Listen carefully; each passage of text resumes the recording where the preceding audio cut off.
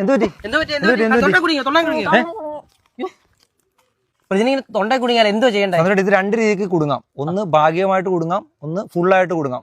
ഇതിപ്പോ ഫുള്ളായിട്ടാ കുടുങ്ങിയേക്കുന്നത്. ഫുള്ളായിട്ട് കുടുങ്ങുമ്പോഴാണ് നമ്മൾ ഇങ്ങനെ പിടിക്കുന്നത്. ഈ സമയത്ത് ചെയ്യേണ്ടത് നമ്മൾ പുറകെ വരിക. ബാക്ക് വന്നതിന് ശേഷം നമ്മുടെ ഈ കാലിന്റെ ഇടയിലോട്ട് കയറ്റുക. എന്ന് വെച്ചാൽ ഇവർ എപ്പോഴും അങ്ങോട്ടോ ഇങ്ങോട്ടോ വീഴാം. അപ്പൊ വീഴാതിരിക്കാൻ വേണ്ടിയിട്ട് ഇങ്ങനെ വെക്കണം. അതിനുശേഷം ഈ കൈയുടെ ഇടയിൽ കൂടി കൈ ഇടുക. ഈ കൈ തട്ടി മാറ്റുക. തട്ടി മാറ്റി അതിനുശേഷം നമ്മുടെ ഈ കൈ ചുരുട്ടുക. വലത്തേക്ക് ചുരുട്ടി ഇടത്തേക്കടെ അകത്ത് വെക്കുക.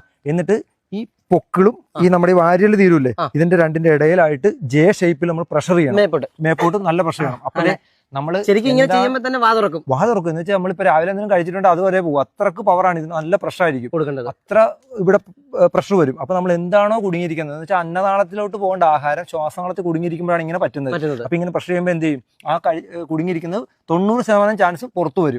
പിന്നെ ഉള്ളതെന്ന് പറഞ്ഞാൽ 10% പുറത്തു വരാതിരിക്കാം. ഈ സമയത്ത് രോഗി ചിലപ്പോൾ താഴത്ത് വീഴും. ആ സമയത്താണെങ്കിൽ നമ്മൾ CPR കൊടുക്കണം. ഇനി ഭാഗികമായിട്ടാണെങ്കിൽ ഇങ്ങനെ ചുമച്ചോണ്ട് നടക്കും, ഇങ്ങനെ പിടിക്കൊന്നുമില്ല. അപ്പൊ കുടുങ്ങിയിട്ടുണ്ടെങ്കിൽ നമ്മൾ ഇങ്ങനെ ഇതായിട്ട് നിർത്തുക. എന്നിട്ട് എന്ത് ചെയ്യുക? ഇവിടെ പിടിച്ച് ഇങ്ങനെ നല്ല ഒരു 3-4 പ്രാവശ്യം തട്ടുക. ചെറുതായിട്ടാണ് അങ്ങനെ തട്ടുക. തട്ടുന്നത് നല്ല ശക്തിക്ക് തട്ടണം. പക്ഷെ ഭാഗ്യമായിട്ടാണ് കുടുങ്ങിയത്, അങ്ങനെ ചെയ്താൽ മതി. ഈ അടുത്ത സമയത്ത് തന്നെ ഒരു കൊച്ചിന്റെ ബബിൾക്കം വന്നപ്പോൾ അതെ ഇതുപോലെ അറിയാവുന്ന ചെറുപ്പക്കാരാണ് ആ ജീവൻ രക്ഷിച്ചത്. എന്തായാലും അതുപോലെ എല്ലാവരും അറിഞ്ഞിരുന്ന തീർച്ചയായിട്ടും അച്ഛനമ്മമാരും അതുപോലെ ടീച്ചർമാരും ഒക്കെ പഠിച്ചിരിക്കുന്നുണ്ട്.